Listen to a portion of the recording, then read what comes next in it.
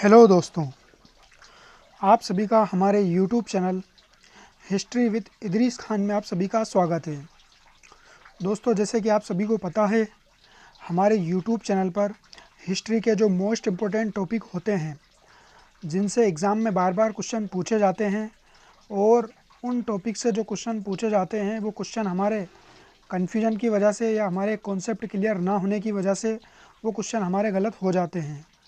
दोस्तों, हमारा मकसद यही है कि जिन पर्टिकुलर टॉपिक से बार बार क्वेश्चन पूछे जाते हैं, उन सभी टॉपिक को बहुत ही आसान भाषा में ट्रिक के माध्यम से या इजी वे में समझाया जाए, जिससे आपके आने वाले एग्ज़ाम में क्वेश्चन गलत ना हो। इसके लिए हमने कई सारे वीडियो ऑलरेडी हमारे यूट्यूब चैनल पर अपलोड कर दिए हैं, जिनको अगर आप देखना चाहते हो तो आप हमारे यूट्यूब चैनल की प्लेलिस्ट में जाकर उन सभी वीडियो को देख सकते हो।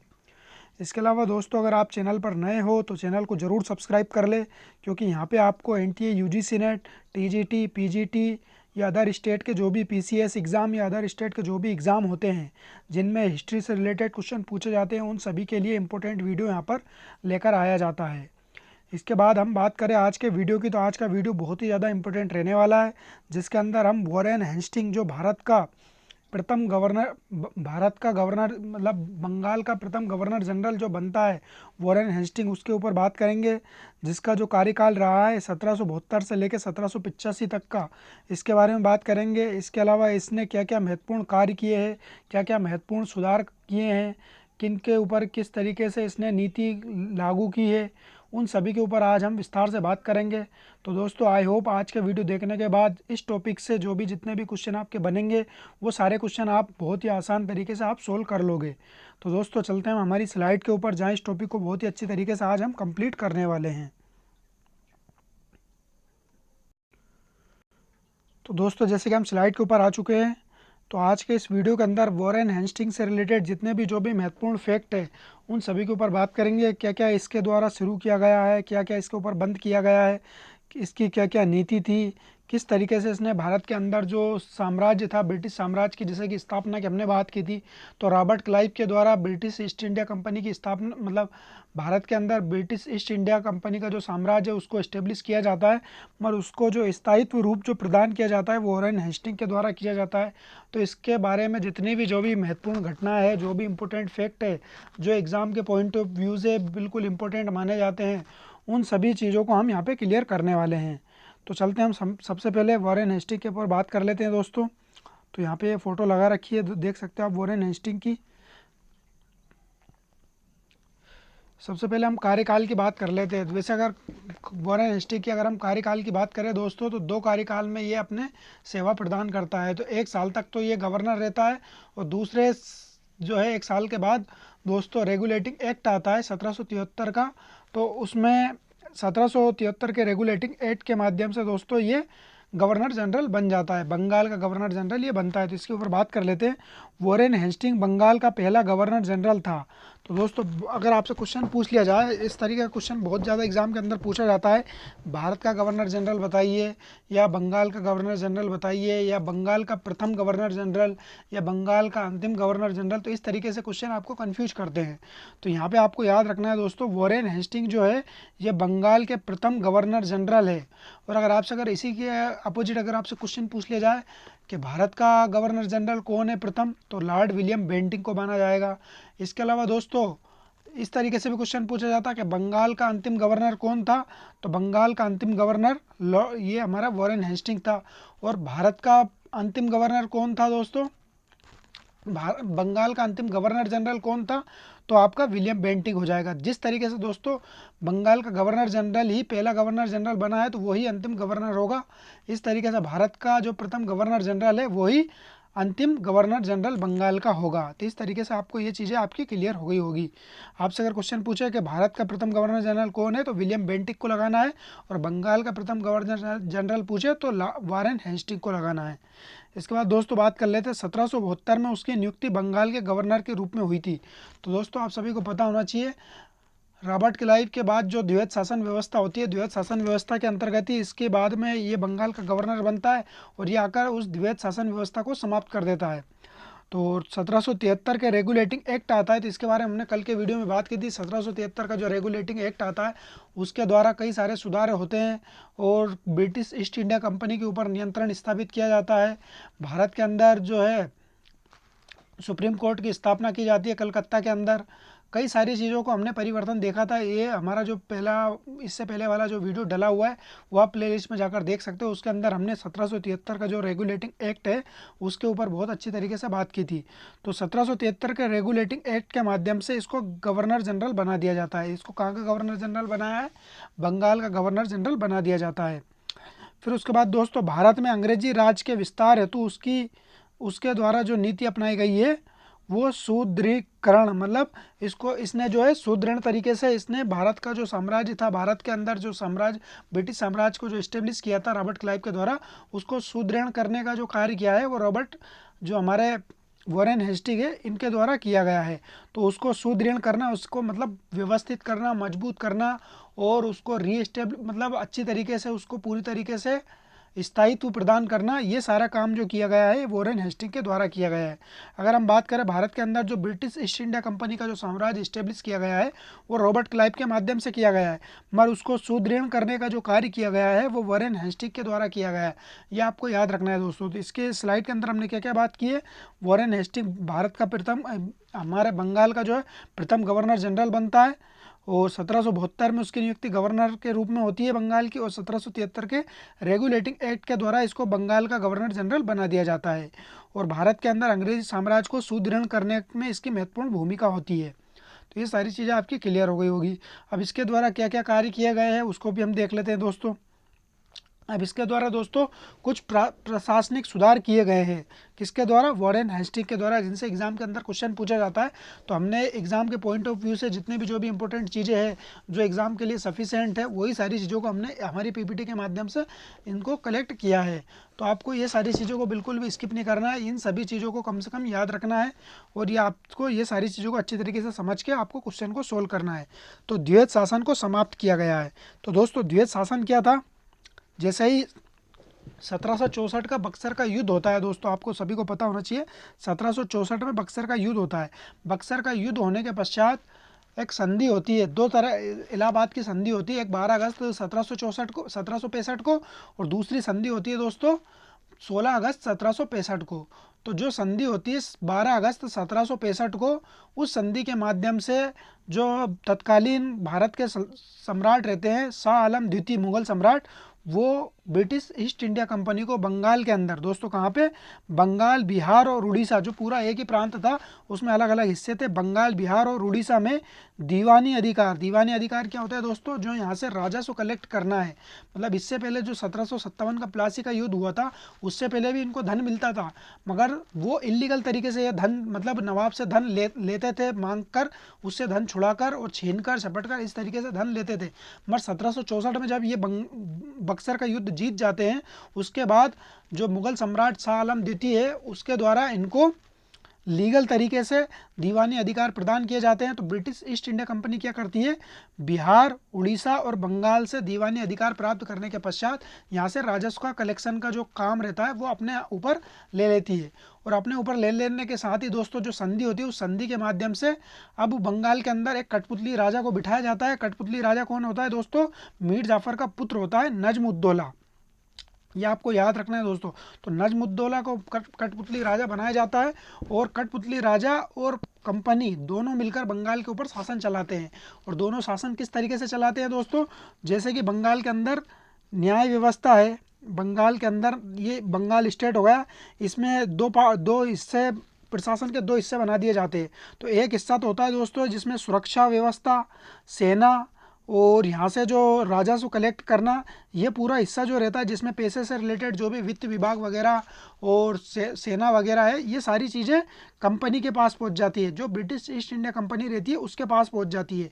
और दूसरा दोस्तों यहाँ पे जो बंगाल के अंदर सामाजिक कल्याण के कार्य करना, यहाँ के लोगों की सेवा करना, और दूसरा यहाँ पे जो व्यवस्था है लोगों की प्रशासनिक व्यवस्था उसको देखने का कार्य जो था वो उसकी जिम्मेदारी नजमुद्दौला जो बंगाल का तत्कालीन नवाब था उसके ऊपर डाल दी जाती है।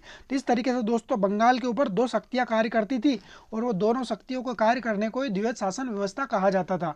तो इस व्यवस्था को दोस्तों जब वारेन हेस्टिंग आता है तो वारेन हेस्टिंग आकर इस व्यवस्था को ख़त्म कर कर वो बस एक ही व्यवस्था को लागू करता है जिसमें गवर्नर जनरल पूरे बंगाल के ऊपर अपना राजपाट चलाता है। मतलब ये जो नवाब रहता है बंगाल का, उस बंगाल के नवाब को हटाकर और पूरे बंगाल के ऊपर कानूनी अधिकार और वित्तीय अधिकार और व्यवस्था करने का अधिकार, सारे अधिकार जितने भी जो भी रहते हैं वो सारे अपने अधीन कर लेता है और वही सारा बंगाल को सुचारू रूप से चलाने का कार्य करता है। तो इस व्यवस्था को, द्वैत शासन व्यवस्था को समाप्त करने का श्रेय वॉरेन हेस्टिंग को जाता है।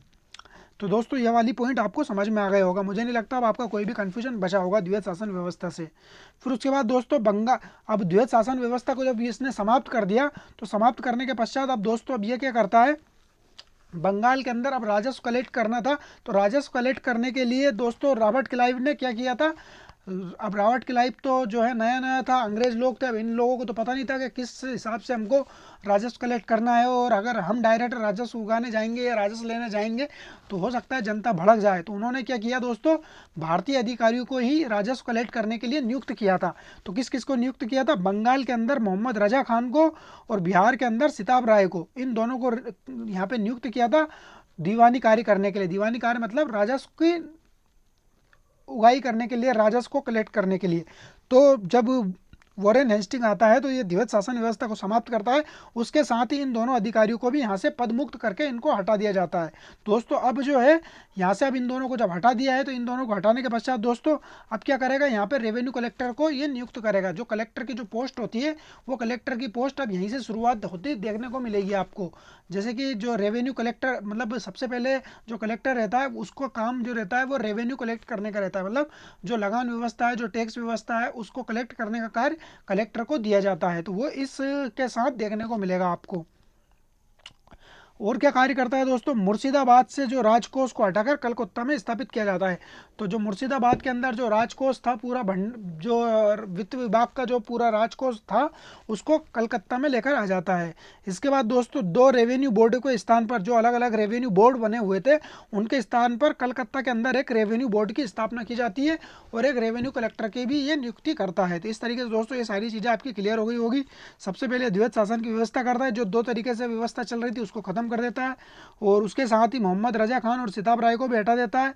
मुर्शिदाबाद के राजकोष को हटाकर कलकत्ता ले आ जाता है और दो रेवेन्यू बोर्ड को हटाकर कलकत्ता के अंदर एक रेवेन्यू बोर्ड की ये स्थापना करता है। तो ये सारी चीज़ें आपकी क्लियर हो गई होगी। इसके बाद दोस्तों व्यापारिक सुधार के लिए क्या कार्य करता है, तो व्यापारिक सुधार के लिए क्या क्या कार्य करता है देख लेते हैं।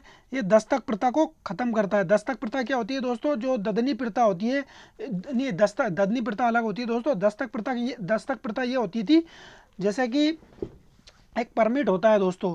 इससे पहले जो 1757 का जो 1757 से पहले जो लड़ाई हुई थी, 1757 में जो तत्कालीन लड़ाई हुई थी सिराजुद्दौला और जो बंगाल के अंदर ब्रिटिश ईस्ट इंडिया कंपनी, उसका मूल कारण भी दस्तक प्रथा थी। इसके अलावा दोस्तों 1764 में जो बक्सर का युद्ध हुआ था उसका मूल कारण भी ये दस्तक प्रथा थी। दस्तक प्रथा क्या थी दोस्तों, जो जहांदार फर्रुख शेर था, फर्रुख शेर ने 1717 में बंगाल के अंदर ब्रिटिश ईस्ट इंडिया कंपनी को व्यापार करने के लिए दस्तक प्रथा का जो है अधिकार दे दिया था। उसको जो है मैग्ना कार्टा का अधिकार भी कहा जाता है दोस्तों। तो दस्तक प्रथा के द्वारा क्या होता था, ये जो ब्रिटिश ईस्ट इंडिया कंपनी थी इनको एक परमिट दे दिया जाता था, मतलब इनको एक परमिट देने का अधिकार प्रदान किया गया था। जो ब्रिटिश ईस्ट इंडिया कंपनी थी ये अपने अधिकारियों को एक परमिट देती थी। उस परमिट को दिखाने के पश्चात कहीं पे भी जो भी सीमा शुल्क वगैरह, चुंगी वगैरह जो लगती थी वो चुंगी इन ब्रिटिश अधिकारियों की नहीं लगती थी। मगर होता क्या दोस्तों, ये बाद में जाकर इसका जो है ये मिसयूज करते हैं और ये भारतीय व्यापारियों को भी उसका जो है दस्तक का दुरुपयोग कर कर भारतीय व्यापारियों को भी चुंगी से बचाने लग जाते थे। तो इन सारी चीज़ों को ख़त्म करने के लिए दोस्तों इसने दस्तक प्रथा को समाप्त कर दिया।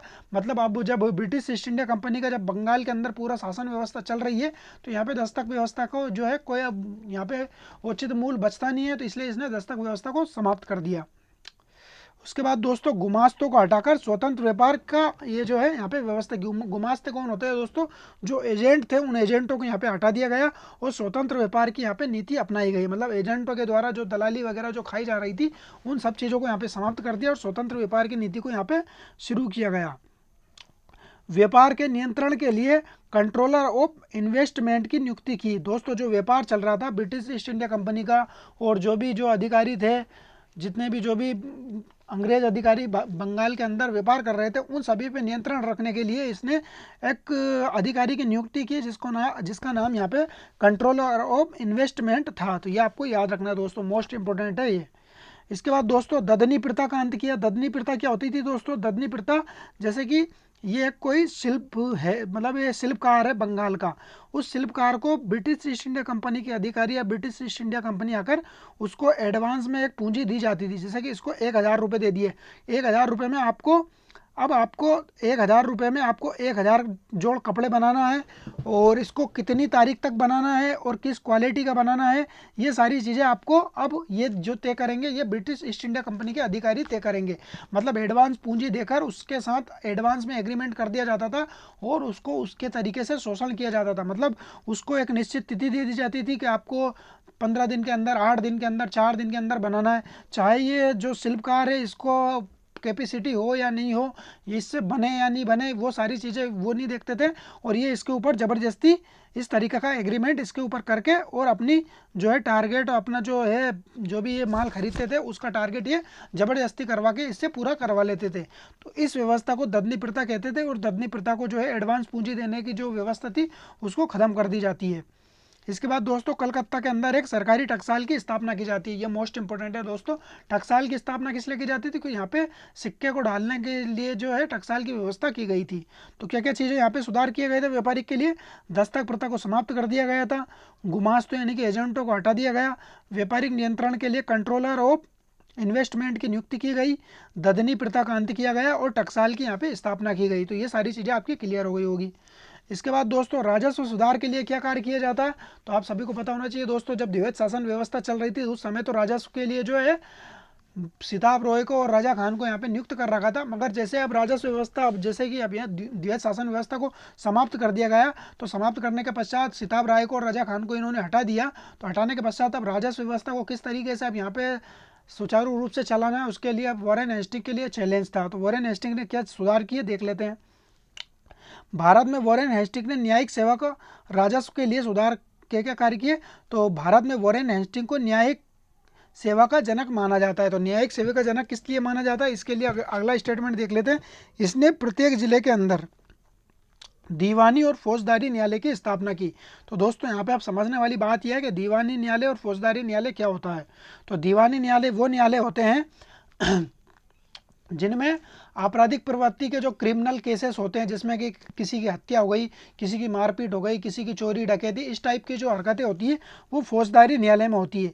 मगर इससे बच के जितनी भी जो भी हरकतें, मतलब इससे बच के जितने भी जो भी केसेस होते हैं, जैसे कि किसी की ज़मीन हड़प ली, किसी की संपत्ति हड़प ली, या किसी को किसी तरीके का, मतलब जो जनरली जो विवाद होता है नॉर्मली, उस तरीके के विवाद दीवानी अधिकार के अंतर्गत आते हैं। मतलब पैसे से रिलेटेड जितने भी जो भी है, और ज़मीन से रिलेटेड, संपत्ति से रिलेटेड, ये जो भी चीज़ें होती है ये दीवानी न्यायालय के अंतर्गत आते हैं। और जो लड़ाई भिड़ाई के कार्य होते हैं, जिसमें चोरी वगैरह, हत्या वगैरह, पिटाई वगैरह, ये सारी चीज़ें फौजदारी न्यायालय के अंतर्गत आते हैं। तो इसने 2 तरह के न्यायालय की स्थापना की प्रत्येक जिले के अंदर। कलकत्ता के जो है बंगाल के अंदर लगभग 30 या 35 न्यायालय की इसने स्थापना की थी। तो दीवानी न्यायालय और फौजदारी न्यायालय की स्थापना की, इसी वजह से इसको न्यायिक सेवा का जनक माना जाता है। इससे पहले मतलब किसी भी तरीके के न्यायालय की स्थापना नहीं की गई थी। तो इसी ने आकर सुप्रीम कोर्ट की भी न्यायालय की स्थापना की थी, और दीवानी और फौजदारी न्यायालय की स्थापना भी इसी ने की थी। इस वजह से इसको न्यायिक सेवा का जनक माना जाता है। इसके बाद दोस्तों 1774 में कलकत्ता में सर्वोच्च न्यायालय की स्थापना की।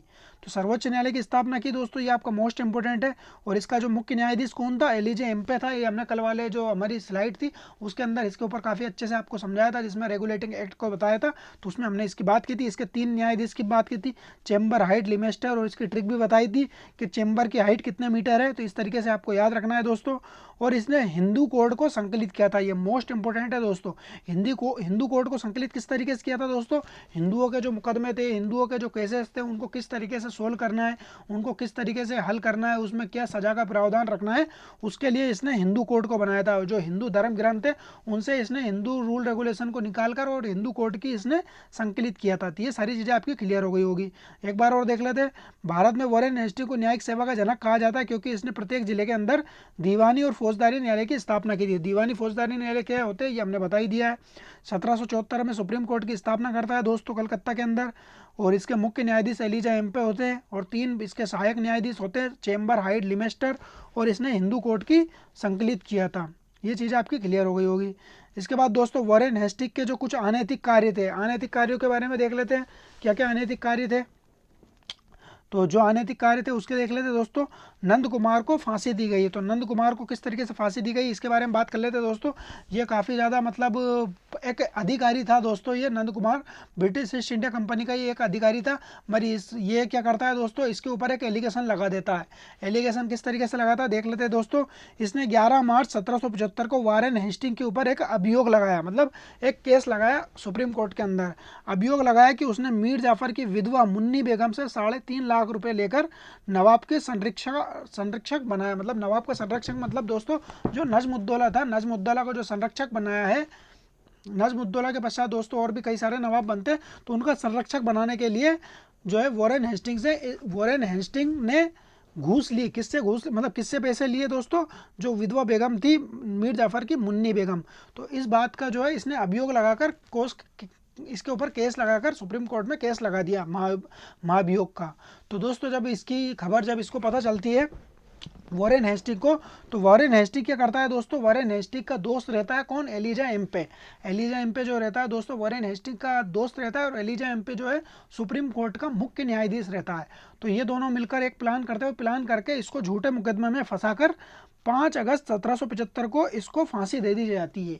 तो दोस्तों ये इसके ऊपर केस लगाता है, इस वजह से वॉरेन हेस्टिंग इसके ऊपर झूठा मुकदमा दायर करवाता है और एलिजा एम्पे के द्वारा इसके ऊपर न्यायिक तरीके से इसको फांसी दिलवा दी जाती है। और इसी को दोस्तों बेब्रिज महोदय ने इसको न्यायिक हत्या कहा है। भारत की जो प्रथम न्यायिक हत्या थी वो यही थी दोस्तों। ये आपको याद रखना है, मतलब ब्रिटिश भारत की जो प्रथम न्यायिक हत्या थी वो यही थी। 1775 में नंद कुमार को फांसी दे दी जाती है। फिर उसके बाद दोस्तों एक और प्रकरण देखने को मिलता है, चेत सिंह का मामला।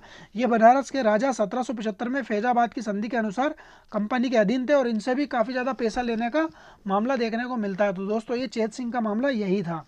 तो ये आपको याद रखना है दोस्तों। इसके बाद दोस्तों एक मामला और देखने को मिलेगा आपको, अवध की बेगमों के साथ भी इसने बदसलूकी की थी। तो देख लेते हैं वो भी। तो अवध की जो बेगम थी आसफ उद्दौला अवध का नवाब था और उस पर कंपनी का 1 करोड़ रुपए ऋण था, मतलब 1 करोड़ रुपए उसके ऊपर बकाया था। तो आपको पता होना चाहिए दोस्तों कंपनी के अधीन जो इसको कब कर लिया गया था, जो 1765 की जो संधि हुई थी 16 अगस्त 1765 को, उसके पश्चात दोस्तों कंपनी के अधीन अवध का जो राज्य था उसको कंपनी के अधीन कर लिया जाता है। मतलब कंपनी के अधीन मतलब सहायक संधि इसके ऊपर थोप दी जाती है और ब्रिटिश जो सेना रहती है वो अवध के जो क्षेत्र रहता है उसके अंदर प्रेसिडेंट को भी नियुक्त कर दिया जाता है और एक एजेंट को नियुक्त कर दिया जाता है और अवध के खर्चे के ऊपर ब्रिटिश सेना को वहाँ पे नियुक्त कर दिया जाता है। तो इन्हीं सारी चीज़ों के बाद दोस्तों आसफ उद्दौला एक नवाब आता है अवध का, उसके ऊपर 1 करोड़ रुपए का ऋण रहता है। मगर दोस्तों इस जो ऋण को 1 करोड़ रुपए ऋण को लॉर्ड हेस्टिंग ने जो बेगम थी वहाँ की जो बेगम थी उनसे मांगा था और मांगने की जो है बदसलूकी तरीके से इसने मांगा था। इस वजह से ये प्रकरण देखने को मिलता है। इसने 1781 में बेगमों से रुपया मांगा था, ये 1 करोड़ रुपए। तो ये चीज़ें भी यहाँ पे देखने को मिलती है। अनैतिक कार्य थे, मतलब इसने मिसबिहेविंग की थी इन बेगमों के साथ, तो इस वजह से इसको अनैतिक कार्य की श्रेणी में रखा गया है। इसके बाद और क्या इंपॉर्टेंट है दोस्तों, महत्वपूर्ण कार्य देख लेते हैं वॉरेन हेस्टिंग के समय के। तो इसने 1774 में रुहेलखंड का युद्ध लड़ा। तो रुहेलखंड का युद्ध दोस्तों आप सभी को पता होना चाहिए, हाफिज रहमत खान को पराजित कर दिया जाता है। और ये जो युद्ध था दोस्तों, जो शुजा-उद-दौला होता है अवध का नवाब, उसके मध्य और हाफिज रहमत खान जो रुहेलखंड का जो शासक रहता है, उन दोनों के मध्य होता है। और इस युद्ध में रुहेलखंड का जो शासक रहते हैं हाफिज रहमत खान, उनको पराजित कर दिया जाता है और रुहेलखंड को अवध में मिला लिया जाता है। तो इस तरीके से दोस्तों, और ये मिलाने के पश्चात दोस्तों इसके लिए जो वॉरेन हेस्टिंग रहता है ये अपनी सेना को देता, तो सेना को देने के लिए लगभग 30 या 40 लाख रुपए इससे वसूल करता है। वॉरेन हेस्टिंग जो है अवध के नवाब से 30-40 लाख रुपए इससे वसूल करता है सेना के बदले। इसके बाद दोस्तों 1784 में सर विलियम जोन्स और लॉर्ड हेस्टिंग के द्वारा एशियाटिक सोसाइटी ऑफ बंगाल की स्थापना की जाती है। तो कब की जाती है दोस्तों? 1784 के अंदर। अब आपको कमेंट्स करके ये बताना है दोस्तों, एशियाटिक सोसाइटी ऑफ बंगाल की जब स्थापना की जाती है तो इसके द्वारा कई सारे भारत के जो ग्रंथ है, प्राचीन साहित्य है, उनका जो है अंग्रेजी में अनुवाद किया जाता है। तो रॉयल सोसाइटी ऑफ बंगाल के द्वारा प्रथम ग्रंथ कौन सा है मतलब किसके द्वारा और कौन सा ग्रंथ का अनुवाद किया जाता है, ये आपको कमेंट्स करके बताना है। तो एशियाटिक सोसाइटी ऑफ बंगाल के द्वारा किस ग्रंथ का जो है प्रथम अनुवाद किया जाता है और किसके द्वारा किया जाता है, ये आपको कमेंट्स करके बताना है दोस्तों। और वीडियो अगर आपको पसंद आ रहा है तो लाइक करें, ज़्यादा शेयर करें और कमेंट्स ज़रूर करें जो भी हम आपसे पूछ रहे हैं। और वीडियो अगर आपको अच्छा लग रहा है तो भी आप कमेंट्स करें। वीडियो में अगर कोई बात बुरी मतलब गलत बोल दी हो, मतलब टाइपिंग मिस्टेक हुई हो या कोई बात गलत मुंह से निकल गई हो तो ये भी आप ज़रूर बताएं। इसके अलावा दोस्तों चैनल पर नए हो तो चैनल को ज़रूर सब्सक्राइब करें। तो यहाँ पे दोस्तों एशियाटिक सोसाइटी ऑफ बंगाल की स्थापना 1784 में की गई है। ये भी किसके समय की गई है? वॉरेन हेस्टिंग के कार्यकाल में। किसने की है? सर विलियम जोन्स ने और लॉर्ड हेस्टिंग के द्वारा, मतलब इन दोनों ने मिलकर इस सोसाइटी की स्थापना की है। इसके बाद दोस्तों 1785 में इंग्लैंड लौटने के बाद इसके ऊपर महाभियोग लगाया जाता, मतलब इसने काफ़ी ज़्यादा मतलब भ्रष्टाचार वगैरह ये सारी चीज़ें फैलाई थी। तो इन सारी चीज़ों के पश्चात दोस्तों इसके ऊपर महाभियोग लगाया जाता है। और कौन लगाता है इसके ऊपर महाभियोग? तो दोस्तों 1785 में जब इंग्लैंड लौट के जाता है तो हाउस ऑफ लॉर्ड्स के एक सदस्य होते हैं, हाउस ऑफ लॉर्ड्स में उसके विरुद्ध एडमंड बर्क, ये बर्क रहता है दोस्तों, एडमंड बर्क और चार्ल्स जेम्स फोक्स और सेडिन और गिबल्ट के द्वारा महाभियोग की कार्रवाई शुरू की गई। मतलब इसके ऊपर कार्रवाई, महाभियोग का मतलब केस लगाया जाता है और वो कार्रवाई की जाती है। हालांकि इसके दोस्तों ये मतलब इन सब चीज़ों से मुक्त हो जाता है और ये बिल्कुल बच जाता है इन महाभियोग वगैरह से। और इसका सपोर्ट कौन करता है दोस्तों? इसका मतलब वॉरेन हेस्टिंग के सपोर्ट में कौन रहते हैं? एडवर्ड लो, फ्लूमर और हालास द्वारा उसकी रक्षा की जाती है। मतलब जो ये महाभियोग लगाया जाता है इसके खिलाफ ये लोग रहते हैं, मतलब इसका सपोर्ट करते हैं वॉरेन हेस्टिंग का। और 7 वर्षों के पश्चात इसको दोष मुक्त कर दिया जाता है दोस्तों। हालांकि इसके ऊपर इससे पहले का जो गवर्नर था दोस्तों रॉबर्ट क्लाइव, उसके ऊपर भी महाभियोग लगाया जाता है, मगर वो महाभियोग की वजह से इतना ज़्यादा स्ट्रेस में चला जाता है कि वो खुद सुसाइड कर लेता है। रॉबर्ट क्लाइव सुसाइड कर लेता है, मगर ये सुसाइड नहीं करता है दोस्तों, ये दोष मुक्त हो जाता है। और इसके बारे में जो दोस्तों इसके जो महाभियोग वगैरह जो चल रहा था, इसके बारे में जो दोस्तों सबसे बड़ा जो सबूत पेश किया गया था वो एक रचना थी जो शेरुल मुत्खरीन के नाम से एक रचना होती है, जो भारतीय जो साहित्यकार होते हैं सैयद हुसैन तबतबाई, जो वॉरेन हेस्टिंग के मुंशी के पोस्ट पर रहते हैं, उनके द्वारा एक रचना लिखी जाती है। ये मोस्ट इंपॉर्टेंट फैक्ट है दोस्तों, एनटी यूजीसी नेट के अंदर एक क्वेश्चन आ गया है तो ये आपको याद रखना। शेरुल मुत्खरीन के नाम की एक रचना होती है जो सैयद हुसैन तबतबाई के द्वारा लिखी जाती है, जो वॉरेन हेस्टिंग का मुंशी होता है। तो इसकी रचना को सबूत के तौर पर पेश किया जाता है, जो इसके ऊपर महाभियोग लगाया जाता है इंग्लैंड के अंदर वॉरेन हेस्टिंग का ऊपर, तो उसके लिए सबूत के तौर पर इस पुस्तक को वहाँ पे एक प्रति के रूप में वहाँ पे पहुँचाया जाता है। यह मोस्ट इंपोर्टेंट फैक्ट है, आपको याद रखना है दोस्तों। तो एक बार और समझ लेते हैं दोस्तों क्या क्या चीज़ें हमने ब्रीफ में पढ़ी है। इसके कार्यकाल में बारे में देख ले तो वॉरेन हेस्टिंग का जो है भारत का बंगाल का प्रथम गवर्नर जनरल बनता है। बार बार मुंह से निकल रहा है भारत का गवर्नर जनरल, तो भारत का governor general Lord William Bentinck बनता है। 1772 में उसकी नियुक्ति बंगाल के गवर्नर के रूप में होती है। 1773 के रेगुलेटिंग एक्ट के माध्यम से इसको गवर्नर जनरल बना दिया जाता है। इसके बाद दोस्तों भारत में अंग्रेजी राज को जो है ये सुदृढ़ करने में इसकी महत्वपूर्ण भूमिका रहती है। इसके बाद दोस्तों प्रशासनिक सुधार में क्या करता है? ये द्वैत शासन को समाप्त करता है। बंगाल में जो मोहम्मद रजा खान और सिताब राय रहते हैं उनको हटा दिया जाता है और मुर्शिदाबाद के राज को उसको हटाकर कलकत्ता में इसको स्थापित कर दिया जाता है। इसके बाद दोस्तों इसने 2 रेवेन्यू बोर्डों को हटाकर एक रेवेन्यू बोर्ड की स्थापना की है जो कलकत्ता के अंदर स्थित था। इसके बाद दोस्तों व्यापारिक सुधार में इसने क्या कार्य किया था? दस्तक प्रथा को समाप्त किया था, गुमास्तों यानी कि एजेंटों को यहाँ से हटा दिया था और स्वतंत्र व्यापार की नीति को अपनाया था। व्यापारिक नियंत्रण के लिए इसने कंट्रोलर ऑफ इन्वेस्टमेंट को यहाँ पे नियुक्त किया था। ददनी प्रथा को अंत कर दिया था, जो एडवांस में जो मनी दी जाती है उसको अंत कर दिया। कोलकाता के अंदर सरकारी टकसाल की इसने स्थापना की दोस्तों। इसके बाद दोस्तों इसने राजा सुधार से रिलेटेड क्या कार्य किए थे, तो भारत में वॉरेन हेस्टी को न्यायिक सेवा का जनक कहा जाता है। इसने प्रत्येक जिले के अंदर दीवानी और फौजदारी न्यायालय की स्थापना की थी। इसके बाद दोस्तों 1774 में जो है सर्वोच्च न्यायालय की स्थापना की, जिसके प्रमुख न्यायाधीश एलिजा इम्पे और सहायक कौन कौन थे दोस्तों, चेम्बर हाइड लिमेस्टर। और इसने हिंदू कोड को संकलित किया था। यह मोस्ट इंपोर्टेंट फैक्ट है, आपको याद रखना है। इसके बाद वॉरेन हेस्टिंग के अनैतिक कार्य में हमने नंद कुमार की फांसी देख ली है, जिसको वेबरीज ने न्यायिक हत्या कहा है। और चेत सिंह का मामला भी हमने देख लिया है। इसके बाद इसने बेगम से रुपए वसूल किए थे, अवध की बेगमों से, इसका भी हमने देख लिया। इसके बाद महत्वपूर्ण कार्य में क्या क्या था दोस्तों, रुहेलखंड के, जिसमें हाफिज रहमत खान को इसने पराजित किया और अवध के अंदर रुहेलखंड को मिला लिया जाता है।